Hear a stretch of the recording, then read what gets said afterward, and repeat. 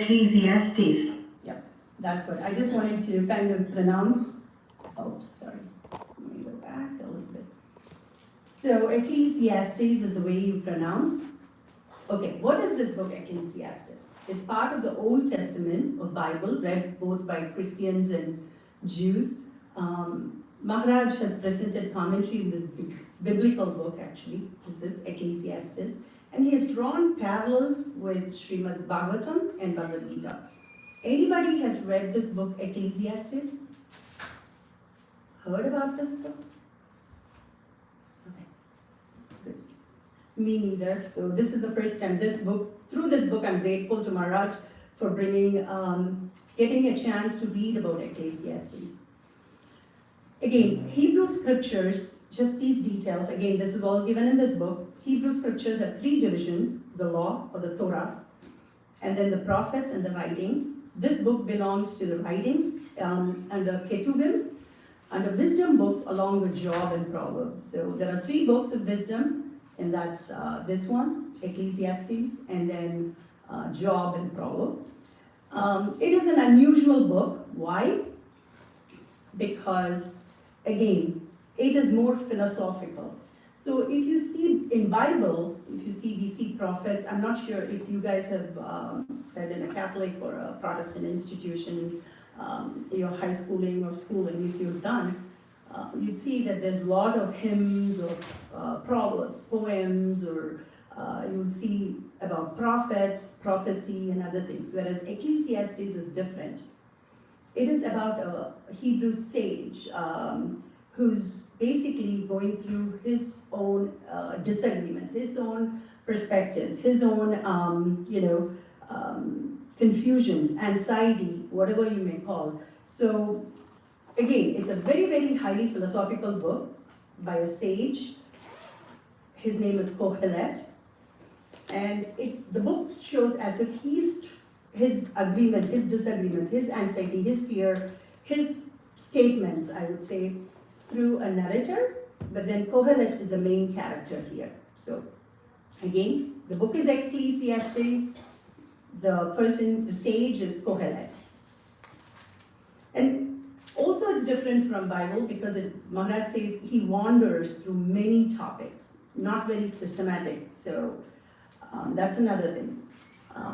So, Kohelet, Ecclesiastes we've done. When and where was this book written? Maharaj in this book says somewhere in Palestine, Jerusalem, not sure roughly about the dates, 3,000 years before.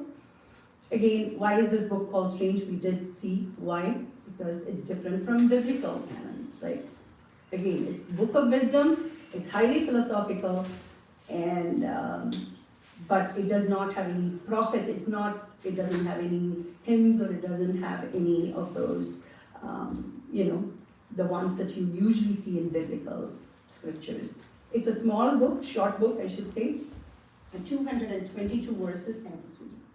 Hare Krishna. So, why Maharaj chose this book to draw wisdom? That's a very interesting one. This is where Maharaj's journey starts. So Maharaj, as you know, has from Jewish tradition, and he says Reform Judaism, meaning he's different. It is different from the Orthodox Jewish community. So Reform Judaism is more secular. So that way, Maharaj says he was brought up in that secular Reform Judaism household, and his father had a paint shop in New Jersey, and his mother was very creative, very, very well-read, and he had a sister. And so growing up, Maharaj used to attend what we call now Sunday school. Christians also do have Sunday school. He used to attend where he had teachers from Israel come in and give lectures and, read about the Hebrew scriptures. And Maharaj happened to, stay in a class where they were going through this book, mainly Ecclesiastes book.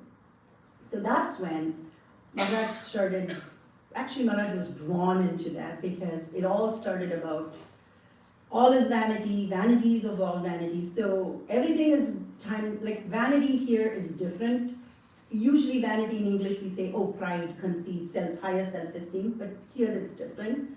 So Maharaj says, as he was reading those books in Sunday school, it kind of asked the questions that were already in his mind. And he said it's highly transformational for him because those are the questions he was processing himself through in his mind. And so when he wanted to have that, now that he's in Krishna conscious movement, he wanted to draw the wisdom from there. And some of the questions he had encountered there as a young boy, and then coming at the age of 19 to meet Srila Prabhupada, and then from there taking sannyas, and then from there he's been practicing for more than almost 50 years now. So he shows like how that wisdom from there kind of he had the right questions, and Bhagavad Gita and Srimad Bhagavatam had the right answers to supplement. Again, I just wanted to briefly go through Bhagavad Gita and Srimad Bhagavatam, books of spiritual wisdom. We all know it's a code of Vedic wisdom. Philosophers, yogis, transcendentalists from all paths can read Bhagavad Gita.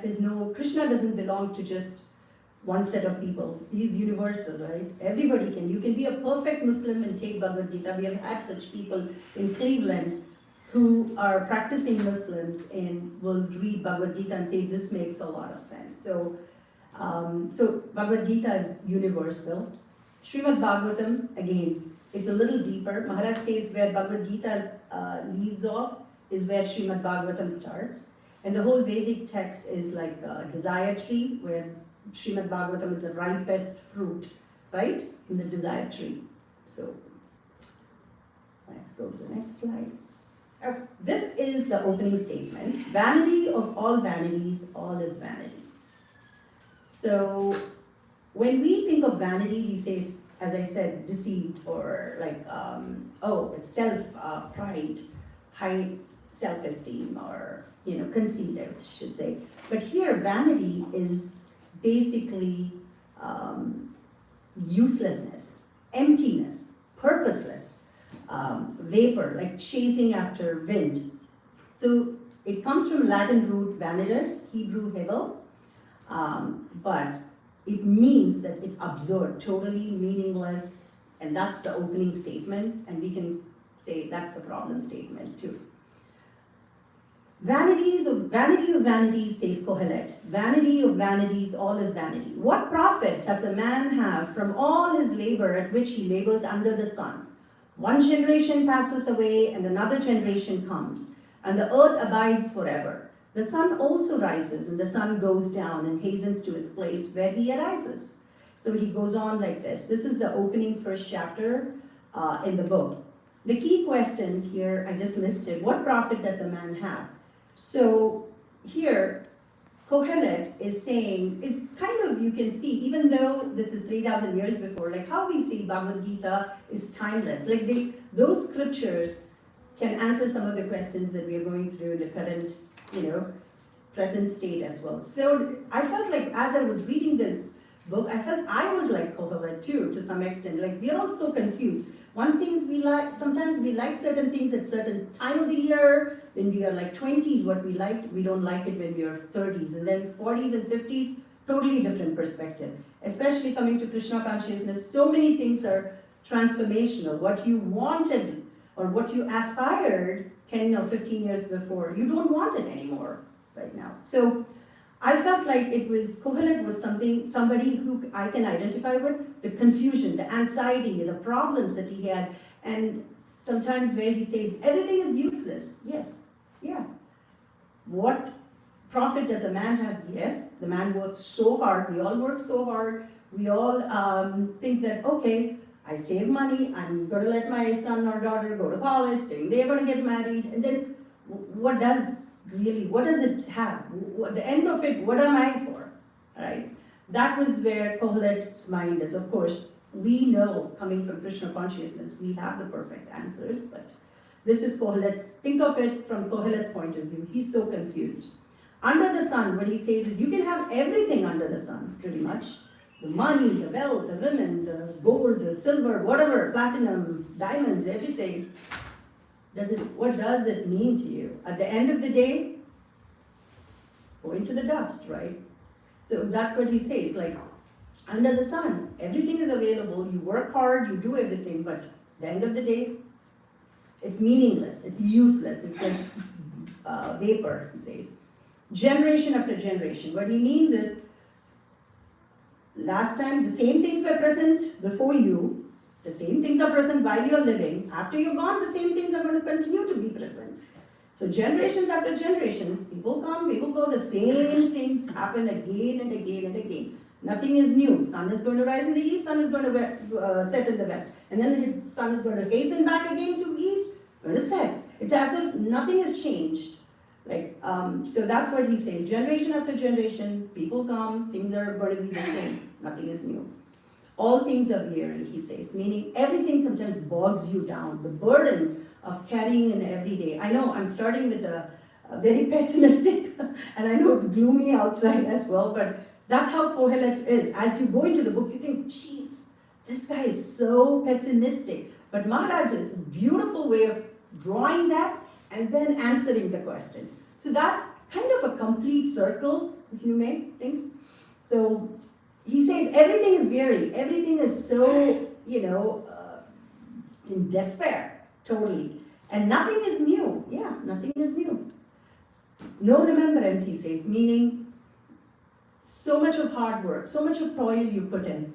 Once you're gone, people are not going to remember those things. People are not going to even, think of that, like what you did or what you, are saved. Like, for example, he says, a man works so hard, saves all this, and then leaves it to future generations. Who knows? They might be fools, squandering the money, but what good is it? So there's going to be no remembrance at the end of the day. And he uses this vanity throughout the book 38 times. So just wanted, Maharaj points out that as well. So now, as you go into the book, Kohelet, as he is as pessimistic as he can be, he tries two experiments. What are those? The pursuit of wisdom and the experiment with pleasure. He says, I, Kohelet, have been king over Israel and Jerusalem. And just an FYI here, at that time there were two kings we remember. I think Maharaj also says he could be king of, because he says son of David, so he could be King Solomon, because we all know King Solomon was one of the kings, was the king in Jerusalem. So, and I set my heart to seek and to search out by wisdom all that is done under heaven. It is a sore task that God has given to men to be busy with. I've seen all the works that are done under the sun, and just see, all is vanity and a chasing after wind. So the first pursuit where he goes, okay, let me try wisdom here, and I'm going to be wise. But then he also just kind of comes back to saying, well, the wise man also hits the grave, fools also hit the grave. What good is it? Everything is going to be the same.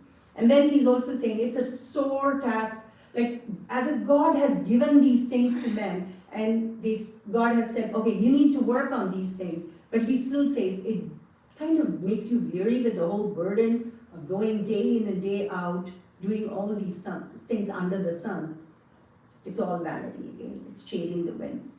And the second experiment he says is, okay, now I've done wisdom. It didn't really matter because I could be wise, I could make millions, but I can leave it to my generation, other generations, future generations who are going to squander it completely, and it could be left to the fools. So I'm not going to be wise because the wise man also goes to the dust, the fools also go to the dust. So now he says, let me experiment with pleasure. I said in my heart, come now, let me make you try pleasure. Enjoy what is good and just see this is also vanity. Yes, again he says, I made great works, built houses, planted vineyards. I enjoyed everything. I had fruit trees. I had pools from which water, forests springing up with trees. I bought men, women. I had servants. I had brought servants into my house. Servants were born in my house. I had possessions of herds and flocks. This is 3,000 years before. Think of it in Israel. So, treasures of the kings. I had everything. He's a king. He's talking as a king. And he says, I was so happy and I tried every pleasure I can, and goes on describing about it. But then he says at the end of it, it's all vanity again. Where is it leading to? You know, I'm doing all this, I'm the king, I built everything as I should, but I'm leaving it to the next generation who's, I don't even know who's going to take care of this kingdom. Or I don't even know who's going to do what they're going to do with the wealth that I've accumulated. So this is the two experiments, and the two experiments kind of failed. That's what Maharaj says in this book. So let's see what Gita answers for that. So now the Vedic part of karma. So Maharaj starts to explain. So counter for this one, he says, yes, the way we think is different. Yes, this world is Maya, illusion. We live in this material world, but we don't have to live off of this material world. Like we dedicate everything to the Lord's feet. Like the purpose of our birth is not meaningless. The purpose of our birth is to be a servant to the servant to the servant of Krishna. And the purpose of the soul is for the self-realization. That's the ultimate. So Bhagavad Gita gives a clear explanation. Life, materialistic things can bog you down, but still you have a higher purpose. When you direct your existence to a higher purpose, serving that higher purpose, when you do that, then definitely you receive this immense joy because you are on the transcendental platform there, serving the Lord. So again, he gets a little bit into karma because he says, yes, these actions are going to be there. Like Kohelet, if you see, he said, I did build this as a king. I did do this as a king. He did the right things. As a king, that's his dharma, right? He should be doing those things to take care of his people. However, it's materially uplifting. He sees from the material glass, through the material lens. Material enjoyment in a noble way. And of course, we know what vikarma is. But what I'm saying is that we as Krishna conscious, I shouldn't say what I'm saying, it's what Maharaj is saying is, we don't live merely to drink, eat, and enjoy, right? Because human life has a bigger purpose. So Maharaj actually brings this Srimad Bhagavatam, Canto 1.2.10. Kamasya nendriya prathi labho jiveta yavatha jivasya tattva jnana nartho yachcheta karma vihi. Life's desire should never be directed towards sense gratification. One should desire only a healthy life or self-preservation, since a human being is meant for inquiry about the absolute truth. Nothing else should be the goal of one's work. In other words, yes, Kohelet is actually doing a lot of inquiry as a wise sage, but that inquiry, he's saying it's all vanity, whereas Vedic text, which is Srimad Bhagavatam, says, no, that's not the goal. The goal of one's existence and one's work should be inquiry about the absolute truth. Sense gratification, Maharaj actually compares the sense gratification to hogs that eat stew. He says, the material pleasure, the food that a human being eats and the food that hogs eat might be different, but the pleasure is the same if we are going to be enjoying in that material world and the sense gratification. And now, the other important thing that goes, I think it's in the 5th chapter, time for every purpose. Very interesting.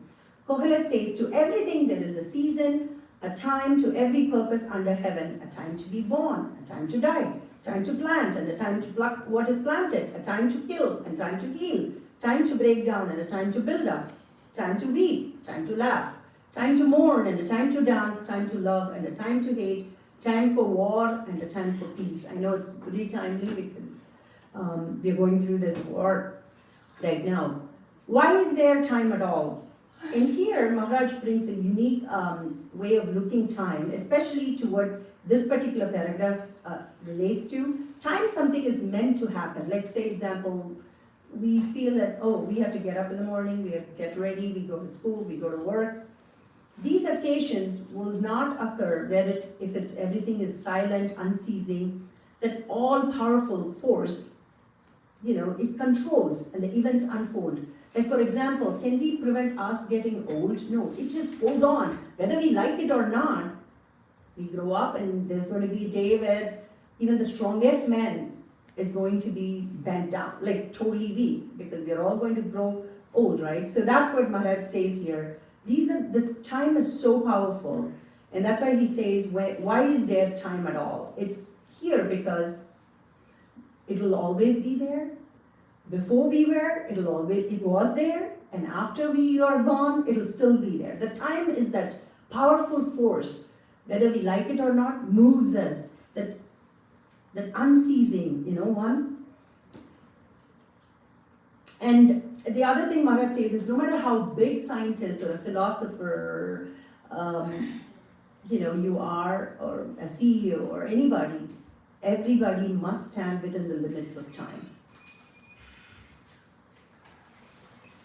And how much is predetermined and how much are we free? So here Maharaj says, Kohelet says, time for everything is fixed, or because he says everything is fixed here. If you see, there is a time to be, planting, and there's time to be, you're going to be plucking. Is it something that it's fixed, Maharaj is asking? Or is he speaking of a time where we can control everything and we have a wriggle room? Here's where Maharaj says, we cannot presume Kohelet's mind. The other thing also Maharaj points out is Kohelet's brain and mindset there is like he's dealing with everything starts in this life, ends in this life. That's not the case for us, right? Like the Vedic wisdom says, there are so many births we have taken, so many other births we are going to be taking. So just imagine Kohelet, all he's speaking is just this life, and that's it. So Vedic Bhagavad Gita has answers for that, where Krishna says, I am time. Sri Bhagavan Uvacha, Kalosmi Lokakshaya Kriti Pravaddo, Lokan Samahrutum Ikaparvatrara, Pritepi Tvam Nabhavishyanti Sarve, Yeva Shittha Prati Anikeshu Yogaha. The Supreme Personality of Godhead said, time I am, the great destroyer of the worlds, and I have come here to destroy all people, with the exception of you, the Pandavas. All the soldiers here on both sides will be slain. Lord grants Arjuna the spiritual eyes when he sees Lord's universal form with limitless arms, legs, and faces dazzling like thousand suns, filling earth and sky in all directions.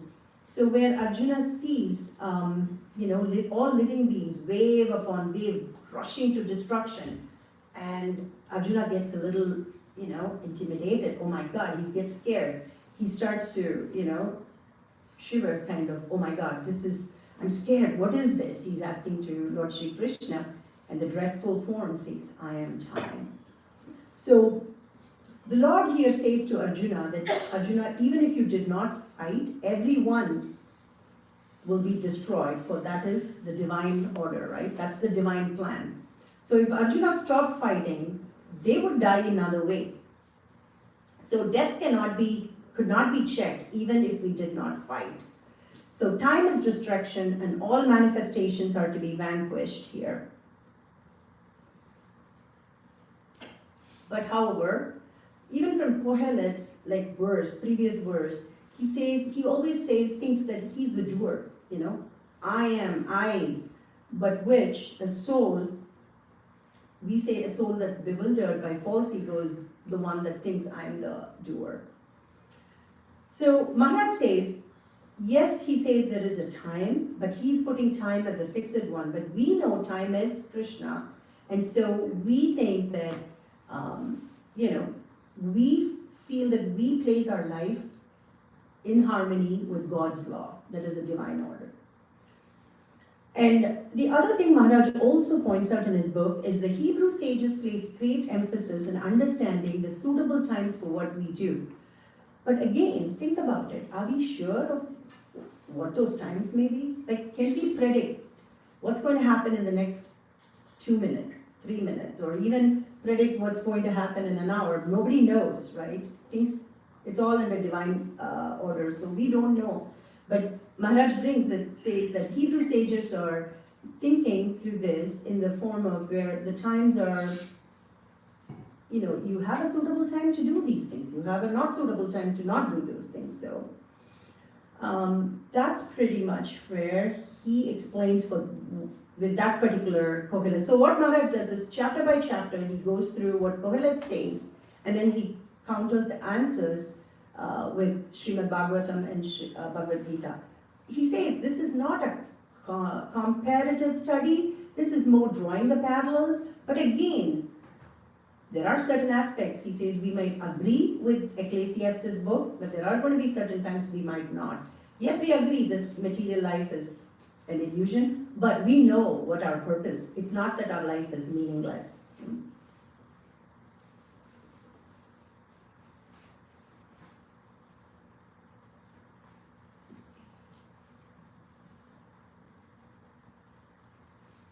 And then there's a chapter where he says, who's like the wise man? Who's like the wise man and who knows the interpretation of a thing? Wisdom makes a man's face shine and the hardness of his face is changed. So here Maharaj says, is Kohelet really praising a wise man or deprecating somebody? Deprecating a wise man. Suggests that exalted task of the sage, at the same time, he's also saying that impossibility of the task. Like, who is this wise man? Are there people who are wise? And does it show on their face? Maharaj says, yes, man's wisdom does brighten his face. It softens his face with joy and purity, compassion. But again, Maharaj says, how do we know? Is he speaking cynically? A man wise enough to know what's good for him puts a very nice congenital face. But do we know, is he really wise? They say, right, a wise man is as good as until he doesn't open his mouth, and once he opens, we know what the truth would be. So what he's saying here is, Maharaj is like saying, when Kohelet mentions this, who is like the wise man, he's going back and saying, is he really asking us, or is he trying, it's kind of like, this is where you can see Kohelet's confusion and the way he contradicts, and it's kind of different. And I was also surprised as I was going through this book, how did Jewish rabbis accept this book? Because he's starting with something, yes, and then slowly towards the middle of the chapter, he actually contradicts what he has said. And I was thinking, whoa, and sometimes, even Maharaj points, he contradicts, the Hebrew, I was like, wow, how did they accept? But you'll see in the end why they accepted. To this, Maharaj has said, the Vedic wisdom says that Tadvitti pranipatena pariprashnena seveya upatekshayanti te jnanam jnaninas tattvadarshinaha. He says, just try to learn the truth by approaching a spiritual master. Inquire from him submissively and render service unto him. The self-realized souls can impart knowledge unto you because they have seen the truth.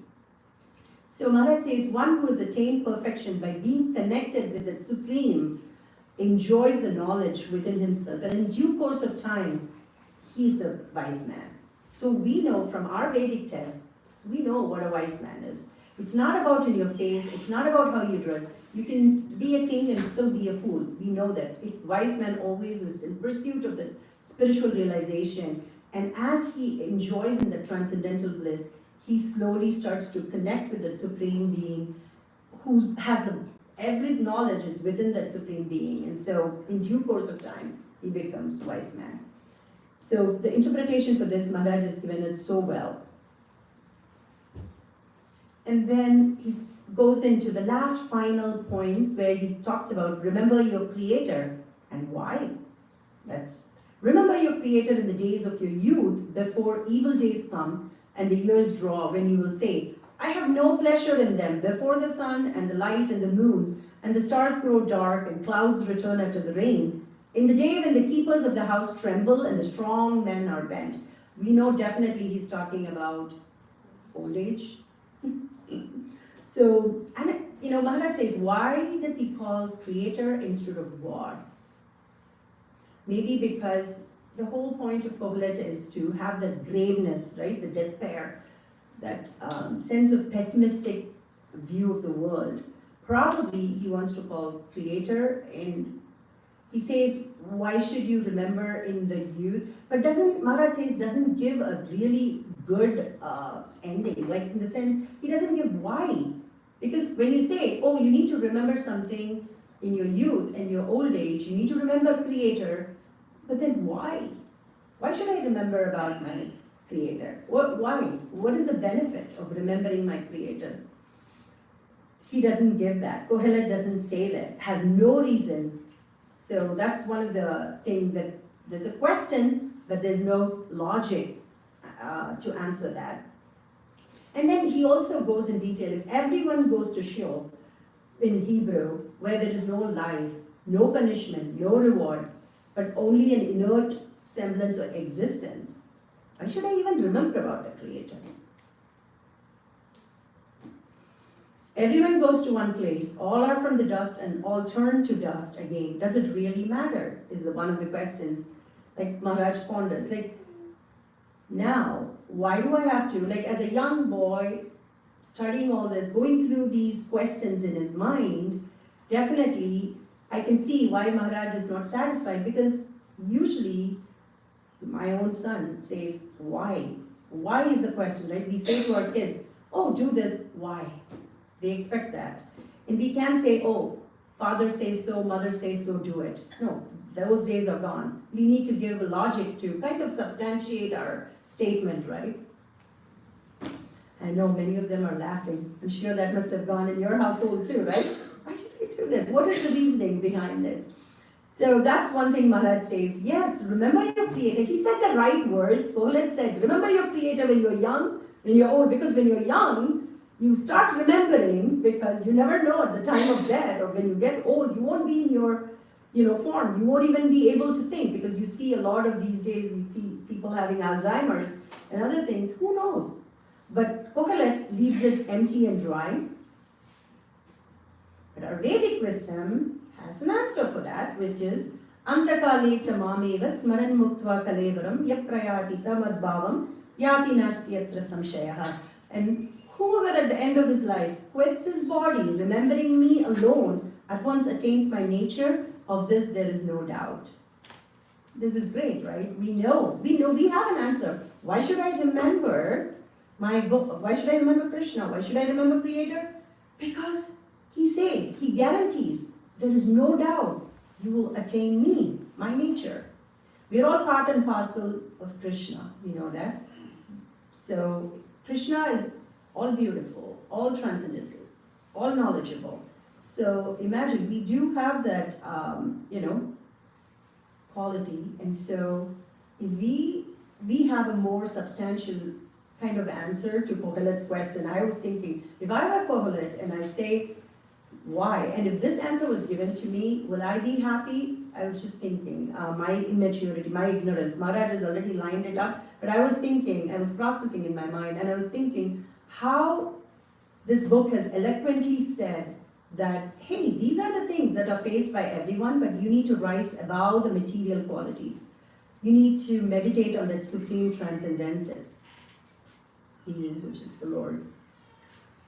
And then Maharaj also sings, what we think of death, he goes detailed into it. Like, he says it is crucial because we know it determines our next lifetime. The mind, state of mind is very, very important, because you can be in three modes, like mode of ignorance, mode of passion, mode of goodness. Mode of goodness, we are all here, right? In the Harikatha Satsang. That is, your thought, you wanted to come here, you're here. In mode of passion, you could be fighting with somebody, or you could be going into war, he says. And then mode of ignorance, again, you could go into getting drunk, you could do a lot of other things. So he says, Maharaj says, the state of being, the mind, is very, very important. And the thoughts of an individual really, really matters, because that kind of shapes your action, the next move, they say, right? So, and then he says, that's one thing Srila Prabhupada gave us, the great mantra that you can chant when you're in sleep, you can get up. There's no prescribed qualifications in the sense. You could do 24 hours, of course, that's, as a material being, I'm unable to do that. That's my conditioning. But chanting of the Maha Mantra gives us such transcendental bliss it takes us, it kind of transports us to another world. So our thoughts are always aligned with Krishna. I had one of my mentor in Krishna consciousness who said to me, hey, he would ask me every day morning before I came, like that was, I think I just started going to the temple, and I was drawn to the prasadam, of course, and the philosophy, and he was asking, he used to call me every day and say, how many rounds did you chant today? You can't lie to him, right? I'm like, okay, I just chanted one. He's like, what about the another 15 more? And I would say, well, I'll try. He's like, no, that's the priority, because you're making that direct line connection to Krishna. You know the CEO of this universe. Why aren't you not making that connection? So it was kind of, I was so fortunate to have somebody like that who was keeping my checks and balances there and asking me how many rounds did I chant, how many rounds did I finish. And he would ask me, what time did you wake up today? Did you do chanting at the Brahma Muhurta, or were you late? And so initially it was irritating to me, but I think that propelled me to go a little bit further. And as you get further and further, I'm sure folks who attend the Chapa line that's done by Sandamini Mataji, I'm grateful to her, because I think because of that, it gives us an opportunity to chant along with other devotees, and also that regulative, that principle, right? That you start the day with a wonderful, you make that live connection with Krishna, and then your day is blissful. You're like wearing a heavy armor before you go out into the battlefield, and you feel you're protected because you have the Lord's name with us. Closing words in this book. I know I have 5 minutes. I'll finish it, wrap it up. The end of the matter, Kohelet says, all has been heard. Fear God and keep His commandments. This is very important. It closes like this: fear God and keep His commandments. For this is the whole of man, for God will bring every deed into judgment, even every hidden thing, whether good or evil. Maharaj questions here, saying, is this words of Kohelet, or is it a narrator, or has this been added into the end? Remember I said, how did Jewish rabbis accept this book? Because he's contradicting, he's kind of going against the law, I would say, to some extent. I think this kind of Kohelet's arguments, his discourses with his heart, I should say, his expressions of despair, advice, is totally unorthodox, right? But the final message, here he says, fear God and keep His commandments. That can tell a rabbi saying, yes, I approve this, because it concludes with the teaching of the Lord. Fear God, follow the 10 commandments, or follow the commandments. So Maharaj says, that is to revere God and obey Him. That's the mainstream religious message, right? Do this, that's it. Okay, now it fits. Checklist, good. It's now good. This book can be, can be authorized, sealed by the rabbis. But Vedic sages, Maharaj says, we go beyond. Like our Krishna consciousness is going beyond that fear and reverence, beyond that obedience, beyond judgment from good and bad, evil deeds, beyond birth, beyond death, right? And this is Maharaj's actual words. And it touched my heart because it talks about a lot of his journey as well. And then came a mantra, Bhagavad Gita, and a philosophy that validated Kohelet's cries of emptiness and absurdity, but didn't pretend that meaning could be found through exuberant enjoyment or being happy with one's measly little portion, and didn't jump from vanity to fear and commandments. So as you can see, Maharaj says that, hey, you can get off all this emptiness and everything by immersing yourself into pleasure, and then that's it. God has given me this my portion, and I'm going to have fun with this. Or it didn't, and also it didn't jump saying everything is useless, everything is purposelessness, nothing in this world makes sense, it's all absurd, to finally say, now fear God and follow His commandments. So this to me really touched my heart, and I was kind of reflecting on it a lot. And the other two words, the closing words he said was, our eternal loving relationship with the unlimited, with Krishna, a relationship always there, but waiting to be rediscovered. A relationship with the sweetness that could be tasted even from the very start. I think this is so sweet because he talks about a relationship with Lord Krishna, which to me is like, it's not just being obedient, it's not feeling, I felt like, okay, I don't want to be afraid of God, I want to love God, you know. Like, I don't know how many of you, when you're growing up, like growing up in South Indian family earlier, like my grandfather, my great grandfather, oh, if you don't do this, God will punish you. It was refreshing because my mother was one person who was different in the sense, she said, God is so kind, He's full of compassion. You have to love God. God is never going to punish His children. So remove that thought. So for me, this was really kind of confirming, saying, okay, this relationship is sweet. Whether you are an advanced devotee, whether you're still starting, whether you're doing one japa a day, it's still that relationship, that connection through Mahamantra that you do with Krishna is sweet, sweet. And last but not the least, Maharaj says, this is how he starts the book also. Seek and you shall find. A young priest told me. He comes in contact with this young Catholic priest at a conference that was where he goes to New York and along with his parents. And he encounters this Catholic priest and he asks so much questions that the Catholic priest didn't know what to do with this boy. And he's like, okay, I need to get rid of this guy and move on. And so he said, seek and you shall find. And so Maharaj takes that word and says, seek and you shall find, a young priest told me, and just about time, thousands of miles away, in a little holy town in India, an elderly teacher was about to venture forth to spread the message of Krishna in America, and I was soon to meet him. And so it is that, crossing cultures, I made my way from where I was to where I am, from one way of life to another, and he talks about his transition from Kohelet to Krishna.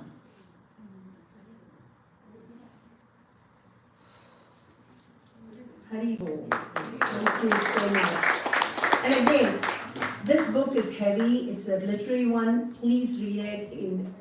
It's full of nectar.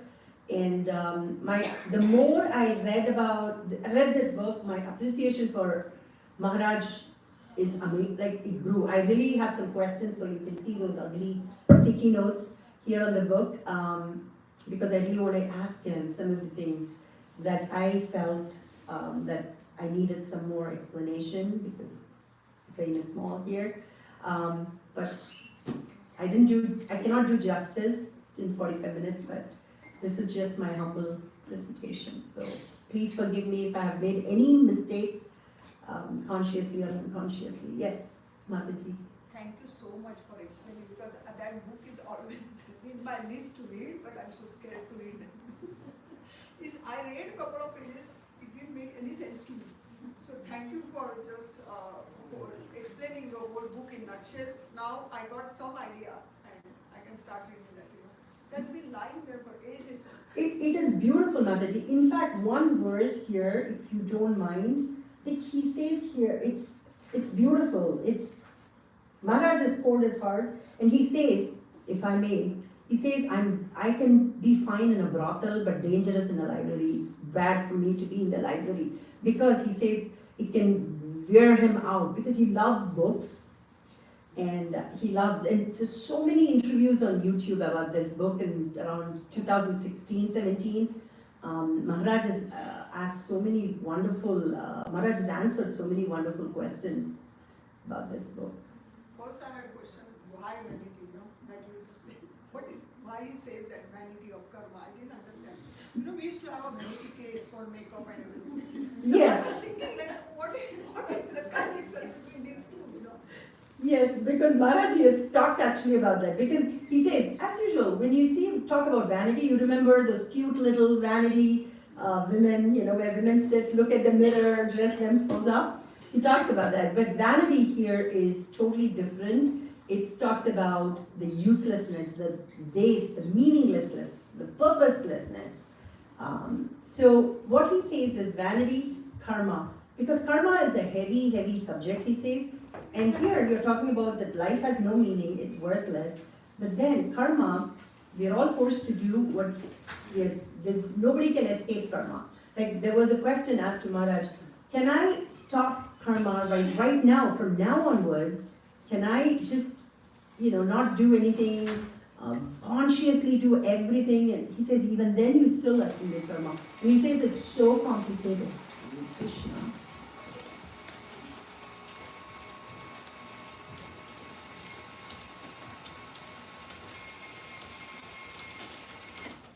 It's so complicated, the interests, what goes in that passbook, karma passbook is so, some interest could be compounded somewhere and some could be deducted.